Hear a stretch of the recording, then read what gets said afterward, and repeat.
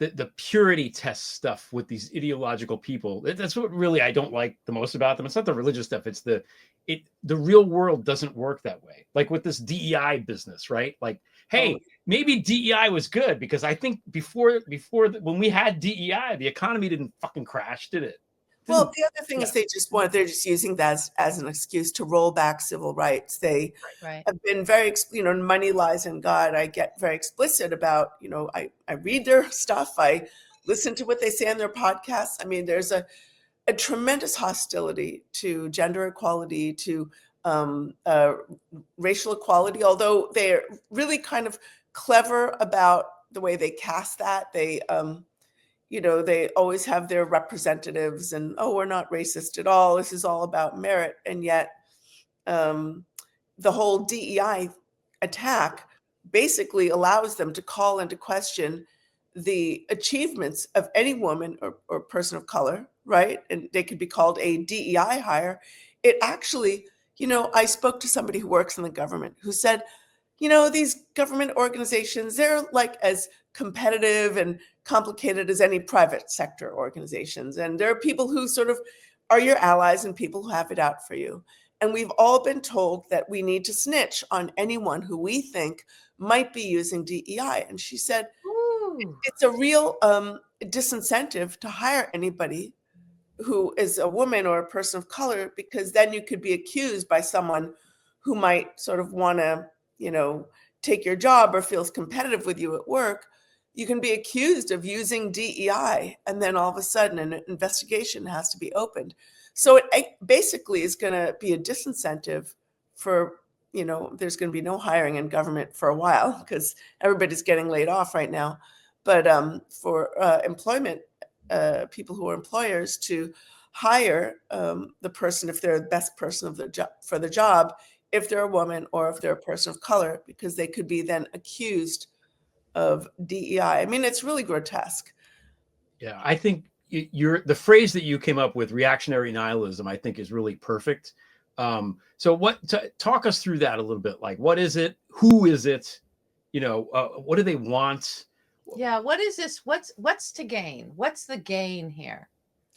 Well, okay, let's just start with a few things that we've seen in the past couple of months. I mean, just a few things, right? We've seen an evisceration of the system of justice, including attacks on the independence of the Department of Justice, the power of the judiciary, et cetera. We've seen a brutal and grotesquely inefficient chainsaw attack on vital government services.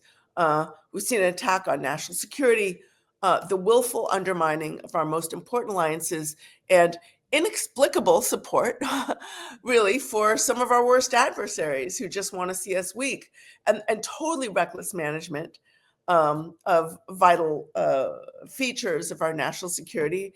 Of course, attacks on individual rights, the disappearing of individuals for suspected speech crimes, and most recently, of course, an assault on the world economy.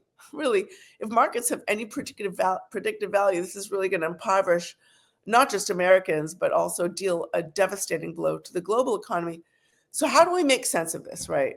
So, well, features of this sort of attack on America, let's call it what it is, follow from the nature of the anti-democratic political movement that's been building in this country for decades. So, I mean, in my book, Money, Lies, and God, I call the new right and the religious right, or the Christian nationalist movement, the power couple of American fascism. Were we allowed to use the F word? Yes. All right, because they're different and distinct. There's some overlap. If you look at a Venn diagram, there's ways in which there is some overlap, and certainly in certain individuals. I would say the religious right has been anti-democratic from the start, but they were, for a long time, kind of more quiet about it. They would say, we just want a seat at the noisy, at the table in the noisy form of American democracy. We just want our free speech rights. We just care about these culture war issues like abortion and, defense of the nuclear family, et cetera. But if you dig into the key thinkers of the movement, they frankly abhor pluralism,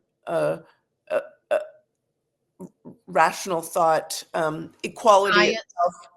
the idea of a nation of the people, by the people, and for the people. They really want a more monarchical form of government. They think the right-thinking elite should be able to impose their values on everybody else.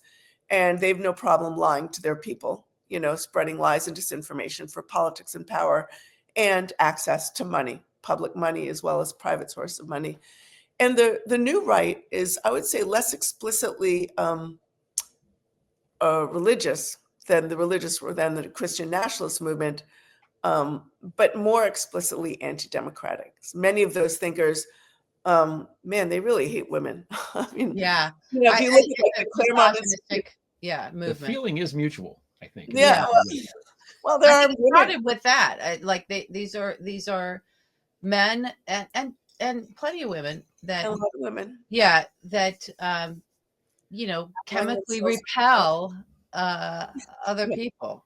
Well, but what I would say is that they're Their more mothers. explicitly anti-democratic. So there are key thinkers, people like Curtis Yarvin and so many others. Right. They say that essentially democracy doesn't work. It's not going to give us the kind of government we need. They abhor equality. They abhor, this is like they're really hysterical about, you know, diversity.